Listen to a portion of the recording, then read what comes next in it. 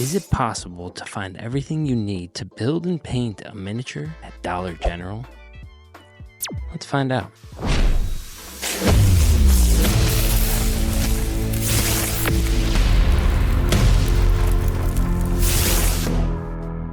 It doesn't take very long in the miniature hobby to realize that it's pretty expensive.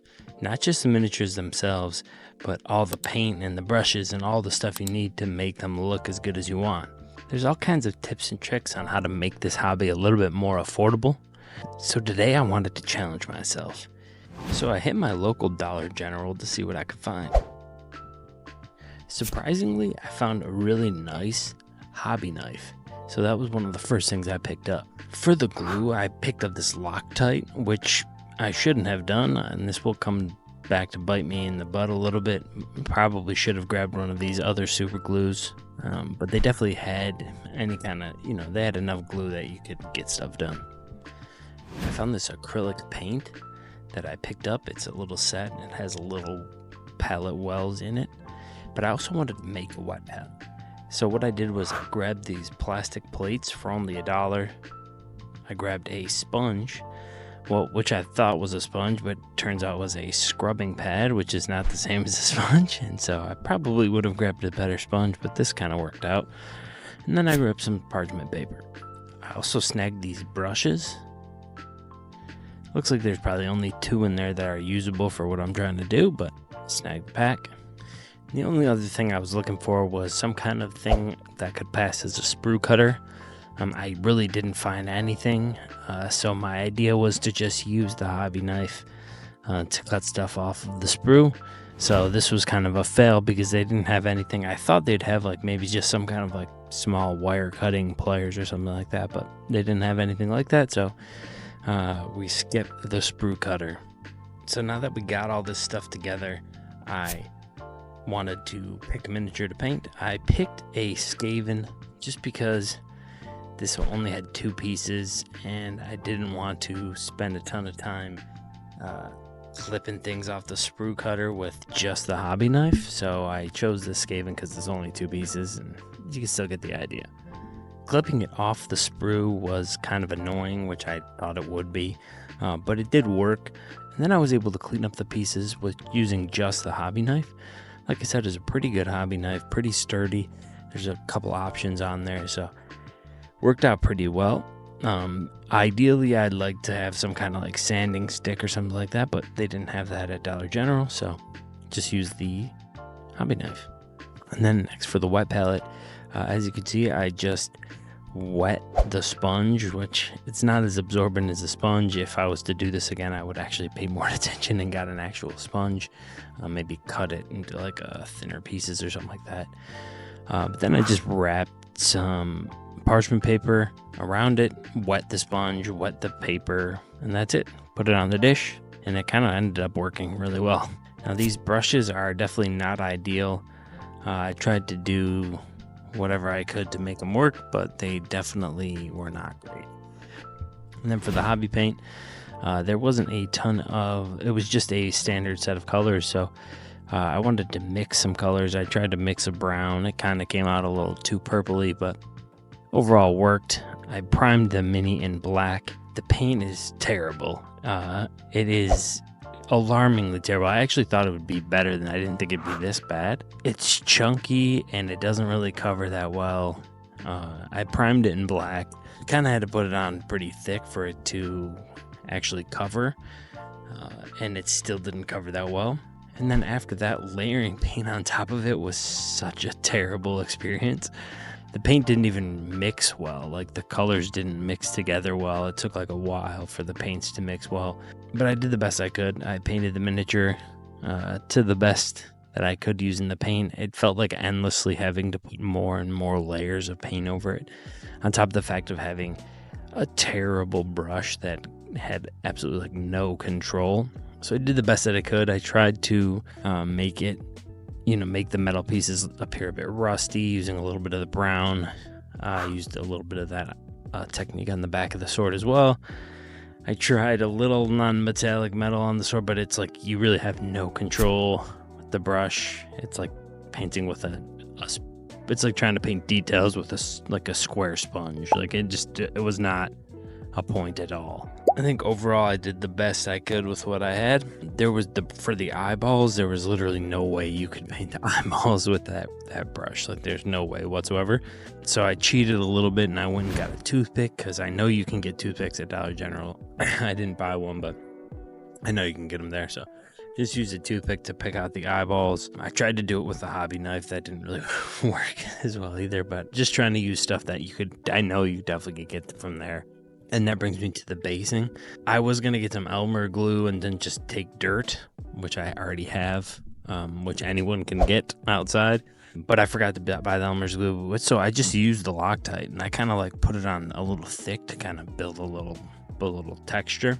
And ironically, that came out some of the best. I put some green in the paint, and that part looks cool. I think that part kind of came out all right.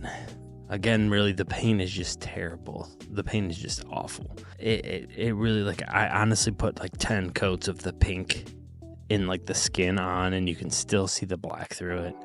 It was like, I don't even understand how it was that bad. So I really was shocked by that. I think that was the biggest shocker for me. I didn't think the paint would be that bad. I thought it'd be bad. I thought it'd be like thick. Then you just have to like thin it down more. I did not think it would be that bad. So the paint is a satin finish, so it's a little glossy. It doesn't look good. I don't like the finish at all.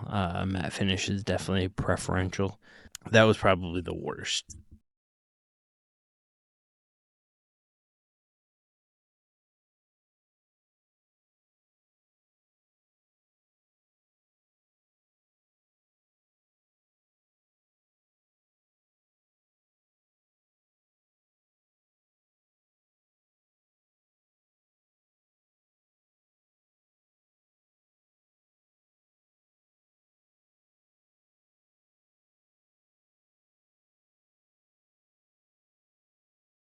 The paint, like I said, terrible. Would never ever use that again. You definitely cannot use that paint. So I think Dollar General, definitely not a replacement for a decent hobby supply store.